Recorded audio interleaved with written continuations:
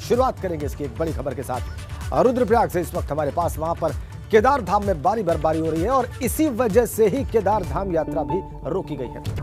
केदार धाम में रुक रुक कर बारिश हो रही है, तस्वीरें देख लीजिए आप। और इस वजह से वहां के कठिन हालात को देखते हुए यात्रा को रोका गया है। ये तस्वीरें आप देख लीजिए केदारनाथ धाम की, बर्फबारी, बारिश सब एक साथ, ये कठिन मौसम वहां पर। और पिछले दिनों मौतें हुई हैं वहां पर तीर्थयात्रियों की, तो प्रबंधन कोई वहां पर और खतरा नहीं लेना चाहता और इसीलिए वहां पर यात्रा रोकी गई है। तस्वीरें देखिए आप केदारनाथ धाम की, भारी बर्फबारी और बारिश, बिल्कुल वहां पर मौसम का मिजाज बदला हुआ है। आप देख लिए छाता लेकर भी लोग दर्शन करने पहुंचे हुए हैं। रोहित डिमरी इस वक्त हमारे साथ है। रोहित डिमरी, तत्काल की स्थिति बताइए वहां पर, मौसम की भी और यात्रा रोके जाने की भी, और जो तीर्थयात्री पहले से वहां पर पहुंचे हुए हैं या रास्ते में थे उनके लिए क्या व्यवस्था की गई? जैसे कि मैं बताना चाहूंगा कि कुछ देर पहले ही मोटी बारिश यहाँ पे शुरू हुई, जिस कारण जो प्रशासन है उसने यात्रा को रोक दिया है। आज सुबह की हम बात करेंगे तो 8 बजे पहले से 8,500 तीर्थ यात्रियों को सोनप्रयाग गौरीकुंड से रवाना किया केदारनाथ धाम के लिए। लेकिन उसके बाद 1 घंटे बाद लगातार जो मोटी बारिश यहाँ पर शुरू हुई है, उसके कारण जो यात्री हैं उन्हें जगह जगह रोका गया, सुरक्षित स्थानों को रोका गया है। इसके अलावा सोनप्रयाग में तीर्थ यात्रियों को रोक दिया गया है, यात्रा पर ब्रेक लगा दिया गया है मौसम को देखते हुए, और यात्रियों को सुरक्षित स्थानों पर रोका गया। इसके अलावा केदारनाथ धाम की हम बात करेंगे तो वहाँ पर भी लगातार सुबह से बर्फबारी जारी है, हल्की बर्फबारी जारी है, बारिश जारी है। उसके बीच भी लोग जो है श्रद्धा भाव रखते हुए भगवान केदारनाथ के दर्शन के लंबी कतार में लगे हुए हैं। उन्हें भी प्रशासन की ओर से ठहराया जा रहा है, कि रुकवाया जा रहा है, कि उनको कहा जा रहा है कि जब उनका नंबर आए तभी वो दर्शन के लिए पहुंचे। पर फिर भी भक्त ऐसे हैं कि वो लाइन में लगे हुए हैं और दर्शनों का इंतजार कर रहे हैं। फिलहाल सोनप्रयाग की हम बात करेंगे, गौरीकुंड की हम बात करेंगे तो निश्चित यात्रा को रोक दिया गया है। जो लोग केदारनाथ धाम में है उन्हें दर्शन करवाए जा रहे हैं, जो यात्रा पड़ाव में है उन्हें फिलहाल वहीं पर रोक दिया गया है। और साफ तौर पर यह भी कहा गया है कि जो यात्री जहां पर है वो वहीं पर रुक जाए और बारिश बंद होने का इंतजार करें। और जब बारिश बंद हो जाए उसके बाद प्रशासन की ओर से हिदायत दी जाएगी यात्रा खोलने की, तभी हुए केदारधाम की यात्रा पर आए। जी, आप कह रहे हैं रोहित कि 1 घंटे पहले से सब कुछ शुरू हुआ है और हम देख रहे हैं वहाँ पे टेंट्स भी लगे हुए हैं, तंबू लगे हुए हैं वहाँ पर, इनके बारे में बताएं, ये व्यवस्था किस प्रकार की है? यदि केदारनाथ धाम की हम बात करेंगे तो वहाँ पे पल पल में मौसम बदलता है। वैसे भी खास तौर पर मौसम विभाग की चेतावनी थी कि जो कल आज की लगातार बारिश होती रहेगी। तो आज सुबह जब मौसम साफ रहा, जब मौसम सुबह खुला हुआ रहा, तो उसके बाद यात्रियों को सुबह सोनप्रयाग से भेजा गया। और जो 8,500 यात्री है वह भी अभी विभिन्न पड़ावों में कह सकते हैं, गौरीकुंड, जंगल चट्टी, रामबाड़ा, ऐसे कई स्थान है यात्रा पड़ाव की। करीबन 16 किलोमीटर का दायरा है। जो यात्री यहाँ पे सुबह निकलते हैं 8 बजे, वह दोपहर बाद ही केदारनाथ धाम पहुंचते। कुछ लोग घोड़े खच्चर जाते हैं, कुछ लोग पैदल जाते हैं। तो ऐसे में जो यात्री जहाँ पर है पड़ावों पे, वहाँ पे पुलिस प्रशासन की टीम, SDRF की टीम, NDRF की टीम, इसके अलावा ITBP की टीम भी मौजूद है। वह यात्रियों को सुरक्षित स्थानों पर रोके हुए हैं, 3 सेटों पर यात्रियों को रोका गया है। इसके अलावा केदारनाथ की हम बात करेंगे तो वहाँ पर हल्की बर्फबारी चल रही है, तो उनको यहाँ पर जो यहाँ पे टेंट लगे हुए हैं, टेंट लगाए गए हैं, उनको यहाँ पे यात्रियों को रखा गया है। क्योंकि केदारनाथ धाम में रुकने की खास व्यवस्था नहीं, तो ऐसे में प्रशासन की ओर से टेंट लगाए गए हैं। इन टेंटों में ही उन यात्रियों को रखा गया है। जी, बहुत धन्यवाद आपका रोहित इन तस्वीरों के लिए और ये बताने के लिए कि इस वक्त वहाँ पर क्या चल रहा है। चलिए अब इस खबर के बाद आगे बढ़ते हैं। अगली खबर लखनऊ से है। महिला सुरक्षा को लेकर अखिलेश यादव ने निशाना साधा है। कहा है कि यूपी में महिलाएं सुरक्षित नहीं हैं, अपनी आवाज उठाना, हंगामा करना नहीं है, ये भी उन्होंने कहा। जब राज्यपाल बोल रही थी उस वक्त गोरखपुर में महिला के साथ हादसा हो रहा था, यह अखिलेश यादव ने कहा। और एक तरह से जो कल की अभिभाषण के दौरान की जो कार्रवाई थी उनकी और उनके दल की, उनके विधायकों की, जो हंगामा था, जो शोर था, उसको उन्होंने डिफेंड करने की कोशिश की है, ये कहते हुए कि जब राज्यपाल बोल रही थी उस वक्त गोरखपुर में महापाप हो रहा है। देखिए, सत्र में शामिल होने के लिए नेता विपक्ष अखिलेश यादव पहुंचे हैं विधानसभा, और यहाँ आप देखिए इस वक्त तो शामिल हो रहे हैं। आज वो विधानसभा, सर आज भी आज दूसरा दिन आज शामिल हो रहे हैं। देखिए, अभी तक जब से सरकार बनी है, जब कल गवर्नर महोदया यहाँ पर भाषण दे रही थी अपना, उसी दिन अखबारों में खबर छपी थी कि 19 साल की बेटी के साथ बलात्कार हुआ है। और बलात्कार कहाँ? मुख्यमंत्री जी के क्षेत्र में, गोरखपुर में। ये घटनाएं रुक नहीं रही हैं। थाने लगातार अराजकता के केंद्र बने हुए हैं। जिस तरीके से सेंसेक्स ऊपर नीचे होता है, उसी तरीके से थाने में भी दलाली ऊपर नीचे हो रही है। लेकिन बीजेपी कह रही केवल हंगामा हो रहा है, बीजेपी कह रही हंगामा हो रहा है। देखिए, अपनी बात को कहने के लिए हंगामा कौन कह सकता है? हम अपनी बात रखना चाहते हैं। क्या कहना है समाजवादी पार्टी के प्रमुख अखिलेश यादव का? साफ तौर पर कह रहे हैं कि जिस तरीके से घटनाएं हो रही हैं खासतौर से महिला सुरक्षा को लेकर। और आज हमारे पास जो जानकारी उसके मुताबिक नियम 56 के तहत उन्होंने इसी महिला सुरक्षा को लेकर सदन में कहा है कि इस पर चर्चा हो। लेकिन साफ है कि आज समाजवादी पार्टी का इस पूरे सत्र में क्या रुख रहने वाला है। कैमरा जितेंद्र के साथ अनुभव शुक्ला, एपी गंगा, लखनऊ। और अब बात करेंगे उत्तर प्रदेश विधानसभा के बजट सत्र की, जिसका आज दूसरा दिन है और आज भी सदन में जोरदार हंगामे के आसार हैं। महिला सुरक्षा को लेकर इस बीच में अखिलेश यादव ने प्रहार किया है, सरकार को घेरा है, कहा है कि उत्तर प्रदेश में महिलाएं सुरक्षित नहीं हैं। और अभी आपने देखा हमारे संवाददाता अनुभव शुक्ला से, उन्होंने विधान भवन के भीतर जाने से ठीक पहले बात की और कहा कि अपनी आवाज उठाना, हंगामा करना नहीं है। 19 साल की महिला के साथ गोरखपुर में दुष्कर्म का मामला उन्होंने उठाया। उन्होंने कहा कि जिस वक्त अभिभाषण चल रहा था उस वक्त अखबारों में खबर छपी थी, हम अपनी बात कह रहे हैं, अपनी आवाज उठाना, हंगामा करना नहीं है। यह अखिलेश यादव का पक्ष है। कल जो सदन में हुआ उसको लेकर उनका यह कहना है कि उत्तर प्रदेश में महिलाएं सुरक्षित नहीं हैं और कल जब कानून व्यवस्था को लेकर बातें कही जा रही थी सरकार की ओर से, उसी वक्त यह खबर आई कि 19 साल की महिला के साथ गोरखपुर में यानी मुख्यमंत्री जी के क्षेत्र में दुष्कर्म हुआ है। ये देखिए उनका बयान हमने आपकी स्क्रीन पर लिखा है इस वक्त, अभी हमने आपको दिखाया भी। हमारे संवाददाता अनुभव शुक्ला से ठीक विधान भवन में प्रवेश करने से पहले अखिलेश यादव ने ये तमाम बातें कही और साथ में उनका मकसद ये भी था कि जो सवाल उठ रहे थे राज्यपाल के अभिभाषण के दौरान हंगामे के उनके दल के ऊपर, उनके विधायकों के ऊपर, उसका जवाब दिया जाए।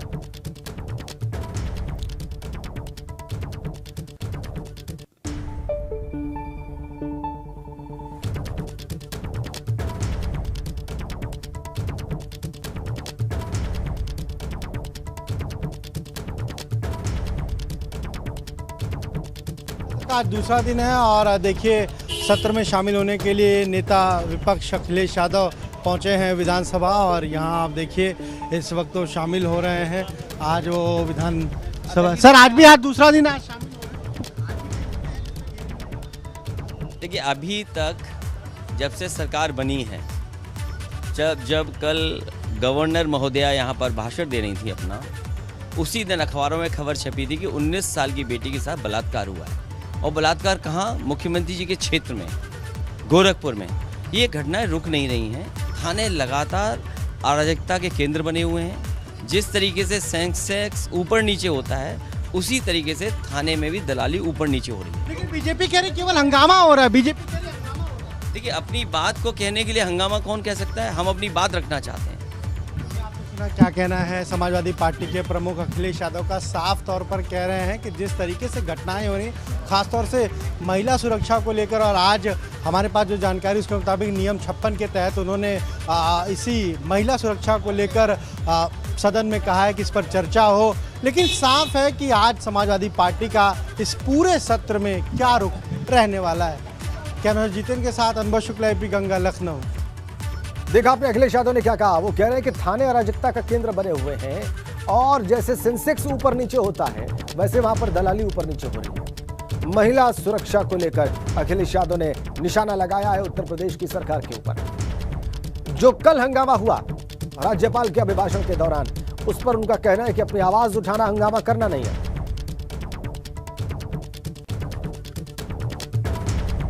तो आज दूसरा दिन बजट सत्र का और इस दिन आज जो है वो प्लान्ड है कि आज राज्यपाल के अभिभाषण पर चर्चा होगी।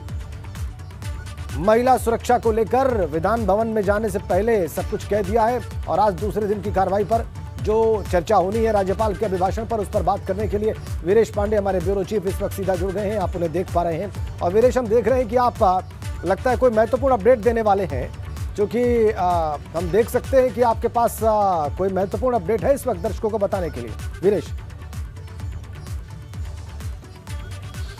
देखिए राजेंद्र, मैं इस वक्त उस शख्स के घर पर खड़ा हूं जो 2022 के रिजल्ट निकलने के बाद से ही केंद्र बिंदु में है और सारे विपक्ष के लोग चाहते हैं कि उस पर प्यार उड़ेल दें और अपने जो हैं वो ये नहीं समझ पा रहे हैं कि क्या करें। जी हाँ, वो शख्स हैं आजम खां और उनके पुत्र अब्दुल्ला आजम, दोनों घर के अंदर हैं। कल आजम खां गए थे, शपथ लिया था उन्होंने। और एक और जानकारी दे दूं, और आजम के इस मकान से विधानसभा में शपथ के दौरान जो भी समाजवादी मिल गया उसकी खैर नहीं थी। जी हाँ, आशू मलिक विधायक समाजवादी पार्टी जी। जब मिले तो आजम खान ने उनसे कहा कि हैसियत में रहो, हैसियत में रहो। जी हाँ, मेरे संवाददाता अनुभव शुक्ला और मैंने अपनी आंखों से देखा था, लिफ्ट बंद हो गई और आशू मलिक कह रहे थे मैंने क्या किया, मैंने क्या किया। बोले हैसियत में रहो, हैसियत में रहो। और ये जो दर्द है, ये जो ट्रॉमा है आजम खां का, उसके लिए एक गाना, एक फिल्म का जिक्र करना राजेंद्र बहुत जरूरी है, क्योंकि आप भी फिल्मों के बहुत ही प्रशंसक हैं जी। साल 1985, जी हाँ, साल 1985 और तब के सुपरस्टार राजेश खन्ना की फिल्म है और फिल्म का नाम है आखिर क्यों, और अभिनेत्री हैं स्मिता पाटिल जी, स्मिता पाटिल, और वो गाती हैं जो दर्द है आजम का, दुश्मन न करे दोस्त ने वो काम किया है, उम्र भर का गम हमें इनाम दिया है, तूफान में हमको छोड़ के साहिल पे आ गए, ना खुदा का हमने जिन्हें नाम दिया है, उम्र भर का गम हमें इनाम दिया है, अपने ही गिराते हैं नशे मन पे बिजलियां, गैरों ने आके फिर भी उसे थाम लिया है, दुश्मन न करे दोस्त ने वो काम किया है, उम्र भर का गम हमें इनाम दिया है। जी, यारों ने खूब फर्ज को अंजाम दिया है, उम्र भर का गम हमें इनाम दिया है। आजम खां को जब मैं कल मिला और उन्होंने मुझसे आधे मिनट बात भी की और वो विधानसभा के अंदर गए, दस्तखत किया, शपथ लिया, उस दरमियान उनके अंदर एक क्षोभ है और वो क्षोभ है उनकी बातों से अंदाजा लगाया जा सकता है। जब उनसे पूछा गया कि भारतीय जनता पार्टी पर क्या कहेंगे, उन्होंने कहा भारतीय जनता पार्टी के किसी शख्स और नेता ने ऐसी बातें कही ही नहीं कि जिसपे मुझे कोई गिला शिकवा हो। मैं तो अदना सा आदमी हूं, मेरा कोई हैसियत ही नहीं, ये टीस है, ये दर्द है, अपनों ने जो दिया है। जो गाना मैंने आखिर क्यों फिल्म का आपको सुनाया है, दर्शकों को बताया है, 1985 में ये फिल्म आई थी, स्मिता पाटिल ने जब गाया था कि गैरों ने सितम ढाया है, वो सितम ढाया गया है आजम खां पर, और आजम खां इसीलिए मौन है। और आजम खां 4 फ्रंट पर काम कर रहे हैं, बीपी गंगा के दर्शकों को बता दूं। जी हां, आजम खां 4 फ्रंट पर काम कर रहे हैं। जेल से छूटने के बाद ये जानना दर्शकों और उनके प्रशंसकों के लिए बेहद जरूरी है। पहला तो वो कानूनी पचड़ों से निकलना चाहते हैं, इसलिए वो मशवरात कर रहे हैं जो कानून के विशेषज्ञ हैं दिल्ली से लेकर लखनऊ तक। दूसरा, आजम खां अपने स्वभाव के विपरीत, लगभग 50 साल की राजनीतिक करियर के विपरीत, पहली बार इस्लामिक स्कॉलर्स, इस्लामिक विद्वान, इस्लाम के जानकार, मौलाना, मौलवी, बड़े बड़े जो विश्वविद्यालय हैं इस्लाम से, उनके जो मौलाना हैं, मौलवी हैं, स्कॉलर हैं, उनके संपर्क में हैं और उनसे वो मशवरात कर रहे हैं, बात कर रहे हैं। तीसरे वो शख्स हैं जो आजम को चाहते हैं, अपने उनके करीबी हैं, उनसे भी मशवरात कर रहे हैं। और चौथा तो मेरे आजम, तेरे आजम, मेरे आजम, तेरे आजम वाले विपक्ष के वो सारे शख्स जो चाहते हैं कि आजम से मिल लें, उनसे बात कर लें, आगे की रणनीति तय कर लें, यूपी की सियासत को तय कर लें, 2024 को साध लें, ऐसे शख्स भी आजम खां से मिलना चाहते हैं। और पांचवें हम लोग हैं, जी हाँ, मीडिया के लोग हैं जो लगातार इस कोशिश में है कि आजम ऐसा कुछ बोले जो सनसनीखेज हो, आजम अपने अंदाज में ऐसा बयां करे कि पूरे सियासत का रंग बदल जाए। क्योंकि आजम वो शख्स 4 नहीं बल्कि 5 फैक्टर्स बता दें, तो एक 4 नहीं बल्कि 5 एक शब्द बड़ा कीमती होता है। बिल्कुल। और अब जो सबसे कीमती यहाँ पर बात आपने कही है, जो सारे हमारे दर्शक जानना चाहेंगे और इन 4-5 बिंदुओं में सबसे महत्वपूर्ण है वीरेश, जरा उस पर आप रोशनी डालिए, जरा उसको एक्सप्लोर करिए। वो कानूनी विशेषज्ञों से मिल रहे हैं, उनको मिलना ही चाहिए क्योंकि बहुत सारे मुकदमे उनके ऊपर हैं, वो उससे बाहर निकलना चाहते हैं। वो उन लोगों से मिल रहे हैं जो विपक्ष के दूसरे दल हैं, उनके करीब उनको आना चाहते हैं, लाना चाहते हैं, इसमें भी कुछ अस्वाभाविक नहीं है। लेकिन बीच में आपने एक बात कही वीरेश कि वो इस्लामिक स्कॉलर से मिल रहे हैं, इसका मतलब क्या है और इसके मायने क्या हैं और इसका क्या असर हो सकता है आने वाले दिनों की उनकी राजनीति पर? देखिए राजेंद्र, अपनी जेल यात्रा के दौरान धार्मिक हो चुके हैं आजम खान, आध्यात्मिक हो चुके हैं आजम खान, और अब्दुल्ला आजम हमारे साथ हैं। अब्दुल्ला साहब, क्या कहना चाहेंगे कल जो यात्रा रही? नहीं, बहुत अच्छा था, और अच्छा रहेगा, उम्मीद कीजिए। कल अखिलेश जी से कुछ बात हुई? देख रहे थे ऊपर से कल इतना हंगामा था कि बात होना कोई मुमकिन था नहीं। अब मैं अगर देर हो जाएगी, 11 बज चुका है, क्वेश्चन आवर निकल जाएगा। खबर ये भी है कि फोन आया था अखिलेश जी का। मैंने कहा 11 बजे के निकल चुका है। जी बिल्कुल, सदन की कार्रवाई शुरू हो गई, अखिलेश जी खुद भी आ गए। आज तो सदन में राज्यपाल के अभिभाषण पर अपना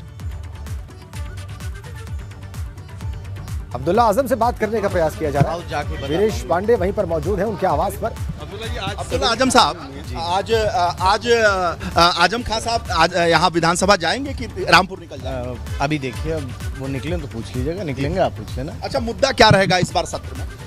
अब सत्र में पहले पहुंच जाऊं, जी, उसके बाद देखते हैं। कल आपने हिस्सा तो लिया था सत्र में? क्या कुछ कल देखिए, क्योंकि आपको ये मालूम है कि राज्यपाल का अभिभाषण हर बार होता है और उस पर इतना हंगामा था कि ना कुछ कहा जा सकता था। लेकिन अब जैसे जैसे सत्र आगे बढ़ेगा, सभी तरीके की हर दल का अपना मत, मुद्दे पर सबकी बात आएगी। प्रेस कॉन्फ्रेंस की खबर अब्दुल्ला भाई, क्या प्रेस कॉन्फ्रेंस हुई होगी आज? ऐसा कोई खबर राष्ट्रीय अध्यक्ष से आपकी मुलाकात हुई, क्या कह रहे हैं? नहीं, अभी कल मैंने बताया ना, कल इतना हंगामा था। हालचाल तो पूछा होगा? नहीं, कल इतना हंगामा था, किसी भी तरीके की किसी से मुमकिन थी ही नहीं। उसके बाद हाउस एडजर्न हो गया। अब मुझे इजाजत दीजिए। जरूर इजाजत है। आजम भाई के बारे में कोई चर्चा? वीरेश, ठीक है, वीरेश पांडे अब्दुल्ला आजम है, विधानसभा जा रहे हैं, लेट हो जाएगा, हम लोग भी इन्हें नहीं तंग करेंगे, परेशान करेंगे। और जाहिर सी बात, आवर में क्वेश्चन लग रहे हैं हम लोगों को, इंशाल्लाह ताला क्वेश्चन उठाएंगे, आवाम की बात को रखेंगे हाउस के अंदर इंशाल्लाह। आजम की बात को, आवाम की बात रखेंगे इंशाल्लाह ताला। अब्दुल्ला साहब मेरे साथ है और इंशाल्लाह ताला क्वेश्चन आवर में हम लोग जो है सीधा सीधा क्वेश्चन करेंगे और सरकार से जवाब मांगेंगे। सरकार से जवाब मांगेंगे, ठीक है। और देखते हैं, जैसे सत्र बढ़ेगा वैसे वैसे चीजें बढ़ेंगी। कुछ सदन को लेकर आगे कुछ कार्रवाई की? अभी देखिए क्या रहता है, अभी क्या रहता है। आज तो लगभग एक तरीके से समझ लीजिए पहला ही दिन है। अब्दुल्ला आजम विधानसभा के लिए निकल रहे हैं, खामोश हैं।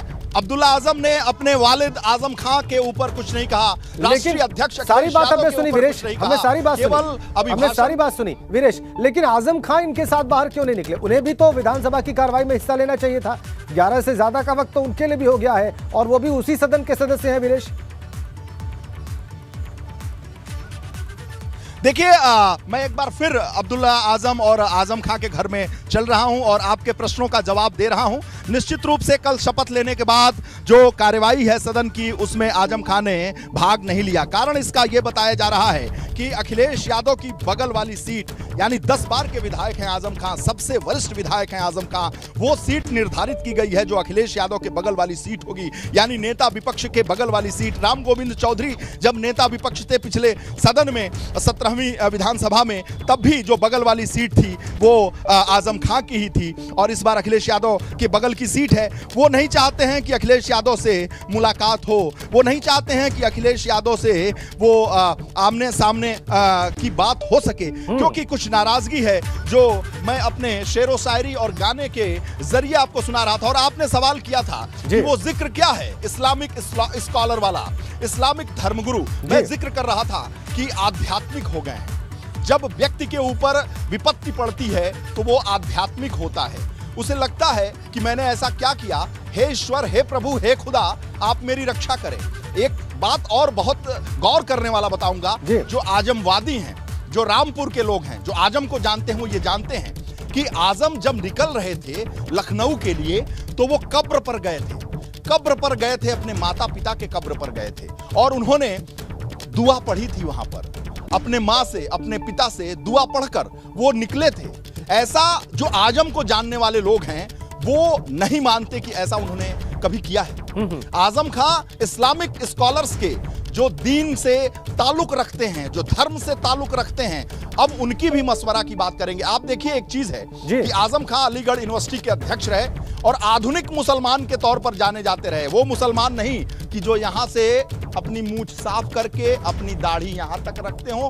क्लीन सेव हैं आजम खां। और जो आजम खां को ये जानता है वो ये जानता है कि आजम खां दीन धर्म को मानते तो हैं लेकिन कठमुल्ला नहीं है। बहुत रूढ़िगत बातें नहीं करते हैं, वो प्रोग्रेसिव बातें करते हैं, तभी वो यूनिवर्सिटी की स्थापना की बात करते हैं, वो पढ़ाई की बात करते हैं, शिक्षा की बात करते हैं, कठमुल्लापन की बात नहीं करते, रूढ़िवादिता की बात नहीं करते। लेकिन जेल में निकलने के बाद आजम खां आध्यात्मिक हो चुके हैं, इस बात का बड़ी खबर दे रहे हैं, सारा रामपुर होगा। यह बड़ी खबर दे रहे हैं आप, और इसी वजह से जी हाँ राजेंद्र, ये बड़ी खबर है। जी बड़ी खबर है राजेंद्र, ये बड़ी खबर इस लिहाज से है कि जो दारुल उलूम देवबंद हो, बिहार शरीफ हो, नदवा का जो कॉलेज है, यूनिवर्सिटी है लखनऊ में, नदवा हो, या इस्लामिक स्कॉलर से संबंधित, इस्लामिक विश्वविद्यालयों से संबंधित देश विदेश के सभी स्कॉलरों से संपर्क स्थापित कर रहे हैं, मौलानाओं से संपर्क स्थापित कर रहे हैं, आध्यात्मिक गुरुओं से संपर्क स्थापित कर रहे हैं, और इनके मशवरात के बाद ही कोई कदम उठाएंगे आजम खान। बड़ी खबर दे रहे हैं एबीपी गंगा पर बड़ी खबर दर्शकों को दे रहा हूं आजम खान के हवाले से। और ज्यादा बात करेंगे इस बार मौलाना वीरेश इस पर और ज्यादा बात करेंगे और इसके और ज्यादा मतलब समझेंगे कि भविष्य में इसका अर्थ क्या हो सकता है उनकी राजनीति के लिए, उनके आध्यात्मिक होने का मतलब क्या हो सकता है और इससे राजनीति पर उनकी क्या फर्क पड़ सकता है। विधानसभा के बजट सत्र के दूसरे दिन की कार्रवाई शुरू हो गई है। हम सीधा आपको वहीं लिए चलते हैं और देखते हैं कि वहां पर क्या हो रहा है इस वक्त। आज दूसरे दिन की कार्रवाई कैसे शुरू हुई है। बड़ी खबर है, दूसरे दिन विधानसभा की कार्रवाई शुरू हुई जिसमें राज्यपाल के अभिभाषण पर चर्चा हुई। माननीय लाजिमा प्रश्न का 4 अब आपकी कोई भी बात नहीं लिखी जाएगी। माननीय वर्मा जी प्रश्न संख्या 4 क्वेश्चन आवर, माननीय प्रश्न संख्या 4 क्वेश्चन आवर चल रहा है इस वक्त और सुबह जो परंपरा है उसके हिसाब से 11 से 12 के बीच में प्रश्नकाल होता है और इसमें सदस्यों के प्रश्न होते हैं। आप जो कागज दीजिए हम उसको भेज देंगे। आप कागज दीजिए। माननीय लाजिमा जवाब आ गया। आप सभी के डिवाइस पर आप अनुपूरक पूछ सकते हैं प्लीज। मान्यवर, मैंने जो प्रश्न किया था, जिस शासनादेश का जिक्र किया था, उसको अवकर्मित कर दिया गया और ये कहा गया कि और अधिक सुधार के लिए और सुदृढ़ बनाने के लिए शिक्षकों का चयन पारदर्शी ढंग से हो, इसलिए इसको अवकर्मित करते हुए नया शासनादेश जारी किया गया। उस नए शासनादेश में विश्वविद्यालय को पूरा अधिकार दिया गया कि वो अपने पर नियमावली से चयन करावे। मान्यवर, मैं आपके माध्यम से माननीय मंत्री जी से केवल ये जानना चाहता हूँ कि क्या पारदर्शी और अच्छे ढंग से चयन शिक्षकों का हो सके असेवित विद्यालयों में, विश्वविद्यालय को स्वयं ही चयनित करके महाविद्यालयों को उनकी आवश्यकता अनुसार शिक्षक दे दें, ऐसा कोई पूरे प्रदेश के लिए शासनादेश जारी करने की कृपा करेंगे। दूसरा, तो सभा विधायक लालजी वर्मा अपना प्रश्न पूछ रहे हैं। इस वक्त प्रश्नकाल चल रहा है विधानसभा में और अमूमन इसका वक्त सुबह 11 से 12 के बीच में होता है और इसके बाद जो कार्रवाई होगी उसमें कल जो राज्यपाल का अभिभाषण था उस पर चर्चा की शुरुआत होगी।